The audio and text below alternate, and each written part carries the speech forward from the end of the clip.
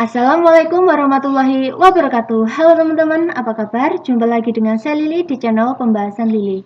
Hari ini saya akan kembali membahas 4 soal tes intelijensi umum. Tanpa berlama-lama lagi, yuk langsung saja kita mulai dari nomor 1. Nah, pada soal yang pertama, ada soal eksponen nih. Silakan kalian coba kerjakan dulu ya. Gimana? Sudah? Oke. Untuk mengerjakannya, kita cukup mengingat lagi satu sifat perpangkatan ini saja teman-teman. Jadi 2 pangkat X plus 1 ini bisa kita ubah bentuknya menjadi 2 pangkat X dikali 2 pangkat 1 ditambah dengan 2 pangkat X dikali dengan 2 pangkat 2. Seperti ini ya, sama dengan 192.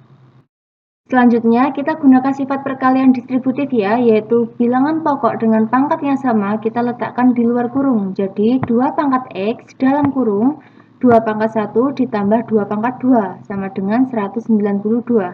Jadi, 2 pangkat X dalam kurung 2 pangkat 1 itu hasilnya adalah 2 ditambah dengan 2 pangkat 2 hasilnya adalah 4 sama dengan 192.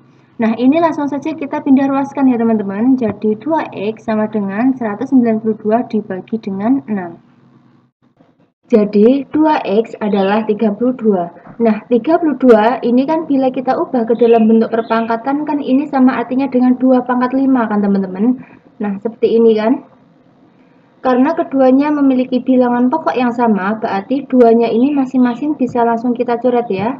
Sehingga dapat kita ketahui bahwa nilai X adalah 5. Sehingga untuk yang nomor 1 ini, pilihan jawaban yang paling tepat adalah pilihan yang D. Gimana teman-teman? Bisa dipahami ya? Oke, kita lanjut ke soal yang kedua. Pada soal yang kedua, ada soal cerita nih. Silakan kalian coba kerjakan dulu ya. Gimana? Sudah?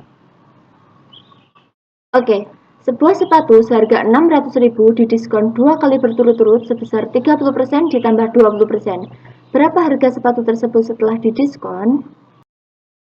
Perlu kita ingat bahwa nama lain dari harga setelah diskon itu adalah harga bayar ya teman-teman, atau harga yang harus kita bayar setelah suatu barang dikenakan diskon.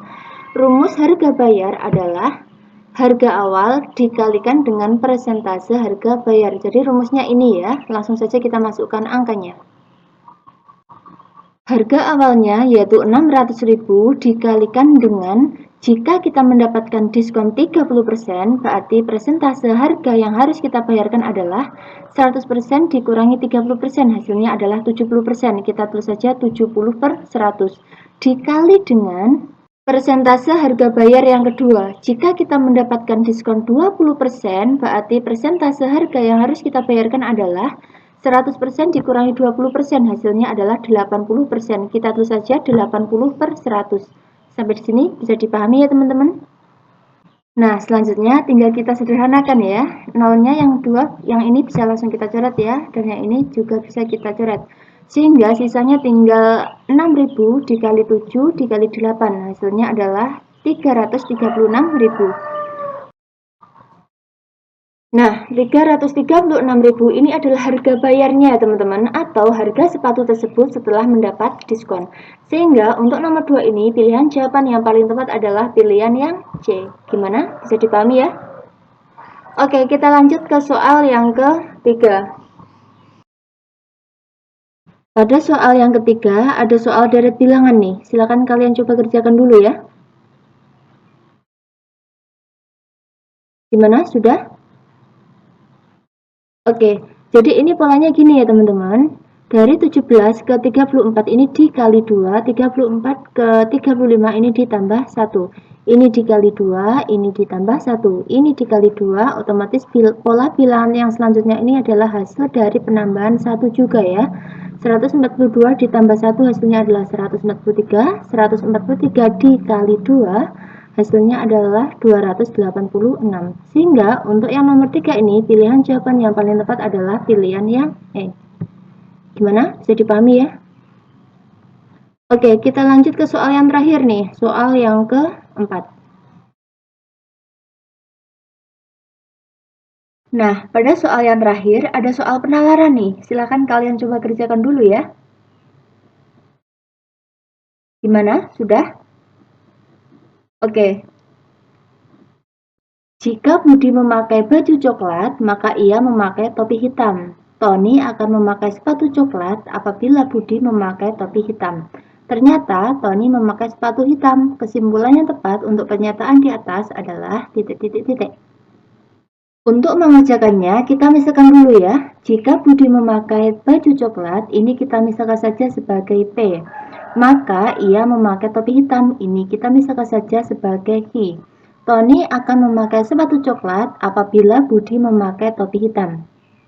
Nah, untuk kalimat yang kedua ini, jangan langsung kalian misalkan dulu ya teman-teman, tapi kita harus ubah dulu kalimatnya menjadi kalimat jika maka. Tony akan memakai sepatu coklat apabila Budi memakai topi hitam.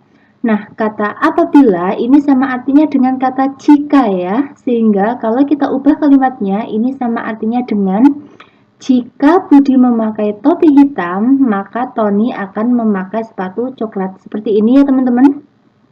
Untuk kalimat yang ini kita hapus saja ya. Yang kita pakai yang ini, bukan yang ini lagi. Jika Budi memakai topi hitam, nah ini kan sama dengan pernyataan he kan, berarti ini juga kita misalkan saja sebagai he. Maka Tony memakai sepatu coklat. Karena tidak memiliki kesamaan dengan variabel lain, berarti yang ini kita misalkan saja sebagai R. Terus kalimat yang ketiga, ternyata Tony memakai sepatu hitam. Untuk kalimat yang ketiga ini, nggak usah kalian ambil pusing ya teman-teman. Mau Tony memakai sepatu warna hitam, warna putih, warna kuning, warna pink. Intinya kan Tony tidak memakai sepatu berwarna coklat kan teman-teman. Berarti untuk kalimat yang ketiga ini, bisa kita misalkan saja sebagai ingkaran R atau lawan dari pernyataan R. Bisa dipahami ya? Nah, sekarang tinggal kita analisa nih.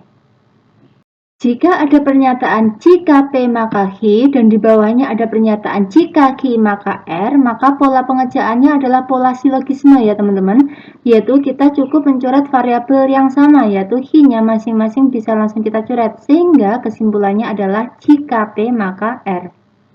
Selanjutnya kita masukkan premis yang ketiga, yaitu ingkaran R. Jika polanya seperti ini, maka kita gunakan pola modus tollens ya teman-teman, yaitu jika ada pernyataan jika P maka R dan di bawahnya ada pernyataan ingkaran R, maka kesimpulannya adalah ingkaran P. P-nya kan Budi memakai baju coklat, berarti ingkaran P berarti Budi tidak memakai baju coklat. Sehingga untuk yang nomor 4 ini pilihan jawaban yang paling tepat adalah pilihan yang D. Gimana? Bisa dipahami ya? Oke, mungkin sekian dulu video pembahasan yang dapat saya sampaikan. Bila ada salah dan kurangnya saya mohon maaf. Akhir kata, wassalamualaikum warahmatullahi wabarakatuh.